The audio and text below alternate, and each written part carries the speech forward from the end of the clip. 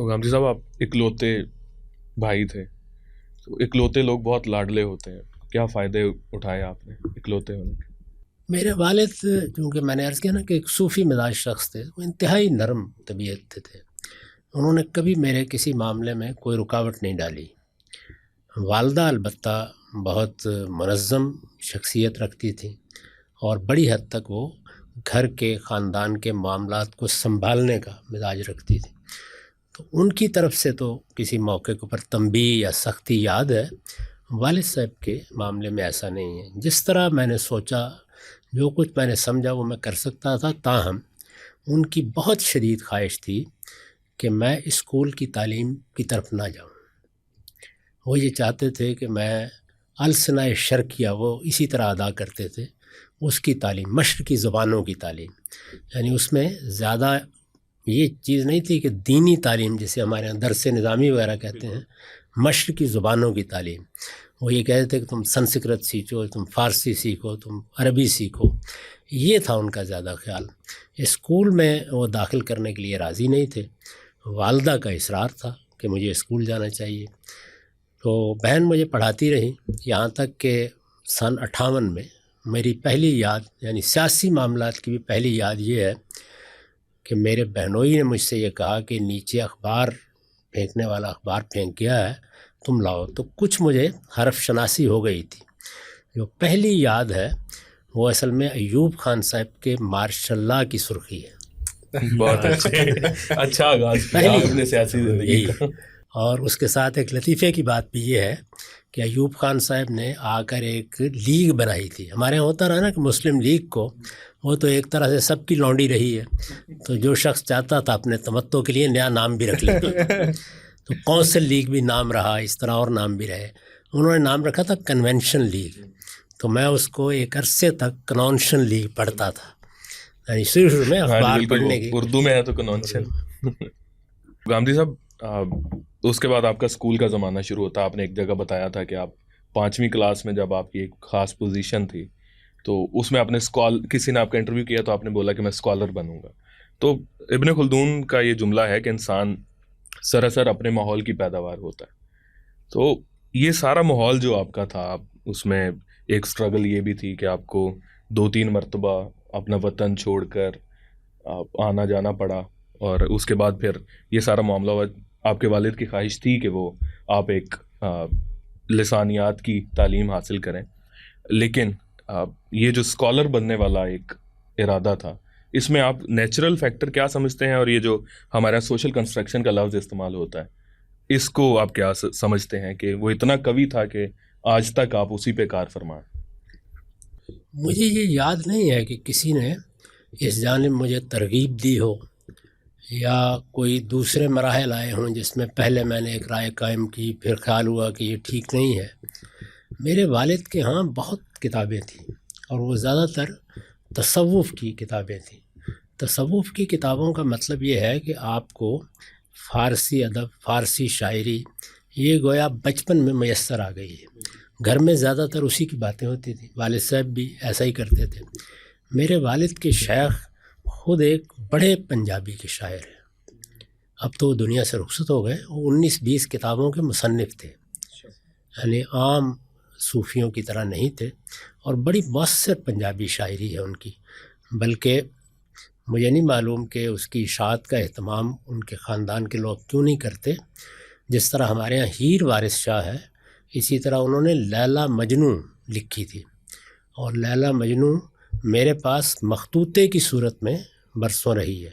उसके कुछ हिस्से मेरे अपने किताबत किए हुए भी थे बचपन में, और मैंने ये ख़त्ताती चूँकि सीखी थी, तो इस वजह से मुझे बड़ी दिलचस्पी थी उनकी शायरी से भी। मैं उसको पढ़ता रहता था। जब फ़ारसी आ गई, और उसका पस मंज़र भी ये है कि बिलाखिर मेरी वालदा कामयाब हुई।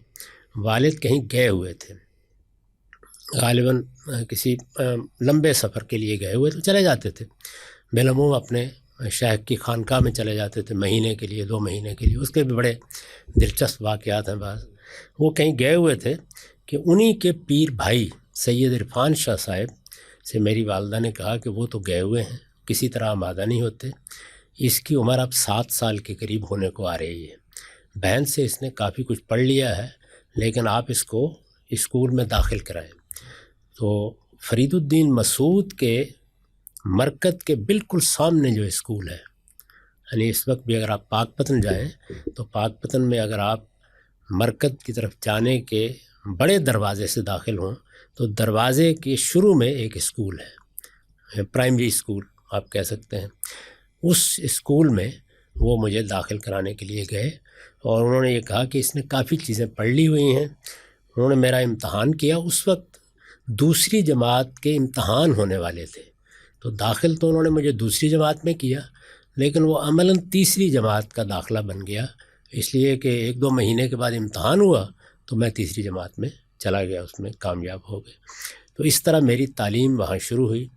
اسی دوران میں والد صاحب نے اپنی ملازمت تبدیل کر لی اور وہ ایک پاک پتن سے 6-7 میل کے فاصلے پر پکا سدھار کے پاس بہت چھوٹا سا جنگل میں گاؤں ہے نانگ پال کے نام سے، وہاں میاں محمد حسین صاحب بودلہ کی جاگیر پر اسی طرح کی خدمات کے لیے چلے گئے جیسے وہ میاں نور احمد صاحب مانیکا کے ہاں پہلے انجام دیتے رہے تھے۔ ان سے بھی ان کا ذمہ دارانہ تعلق پیدا ہو گیا ہوا تھا، وہ وہاں چلے گئے۔ ان کی خواہش تھی کہ ہم لوگ بھی وہاں آ جائیں، تو پھر انہوں نے مجھے وہاں منتقل ہونے کے لیے کہا، والدہ کو بھی، کیونکہ والدہ اور میں 2 ہی تھے، بہنیں تو اپنے گھر جا چکی تھیں۔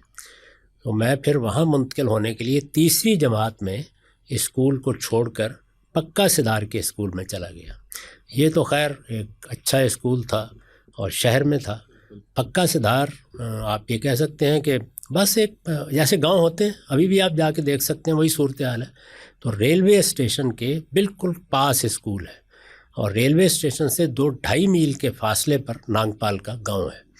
میں اس سے روزانہ اسکول میں آتا تھا۔ وہ 1 کمرے کا اسکول تھا، یعنی اس میں ایک کچا کمرہ تھا، باقی ایک صحن تھا۔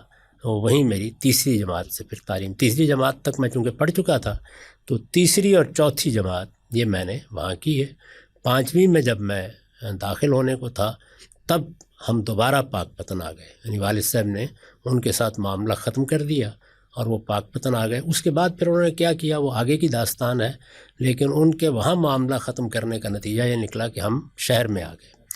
تو شہر میں آ کر پھر میں نے 5ویں جماعت کا امتحان پاک پتن کی منڈی میں ایک اسکول ہے وہاں سے دیا تھا۔ یعنی یہ تو پرانی داستان ہے، لیکن میری مذہبی یا کہیے آپ السنہ شرقیہ کی تعلیم کی ابتدا نانگ پال میں ہو گئی۔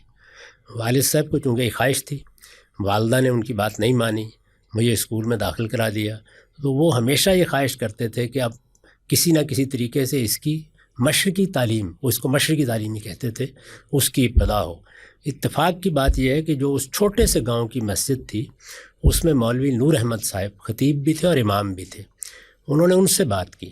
اب میں تعین سے نہیں کہہ سکتا کہ وہ دیوبندی پس منظر کے تھے یا بریلوی، مسجد کا تاثر بالکل وہی ہے دیوبندی حضرات کی مسجد کا ہوتا ہے۔ وفات پا گئے تو انہوں نے ان سے بات کی، مسجد میں نماز پڑھنے جاتے تھے والد صاحب، مجھے بھی لے جاتے تھے، تو انہوں نے کہا کہ میں اس کو درس نظامی کی تعلیم دے دوں گا، کوئی مسئلہ نہیں ہے۔ تو کتابیں منگوائیں انہوں نے اور اس کے بعد کریمہ اور پندنامہ وغیرہ جو ہمارے ہاں مکتب کی تعلیم ہے، وہاں سے میری تعلیم وہاں شروع ہو گئی۔ فارسی زبان میں نے ناگ پال کے زمانہ قیام میں بڑی حد تک پڑھ لی تھی، یعنی کتابیں پڑھنے کی اہلیت پیدا ہو گئی تھی، بلکہ کچھ لکھ بھی لیتا تھا۔ وہاں سے پھر 5ویں جماعت میں یہاں منتقل ہوئے۔ آپ نے جو واقعہ پوچھا ہے وہ یہ ہے کہ 5ویں جماعت میں اس زمانے میں مجھے نہیں معلوم اب کیا صورتحال ہے، ایک امتحان ہوتا تھا جس کو وظیفے کا امتحان کہتے تھے۔ اس امتحان میں شریک ہوا اور وہ امتحان میں نے پھر اسی اسکول میں جا کے دیا جس اسکول سے میری تعلیم کی ابتدا ہوئی تھی، یعنی فرید الدین مسعود کے مرکز کے بالکل سامنے جو اسکول ہے وہیں دیا۔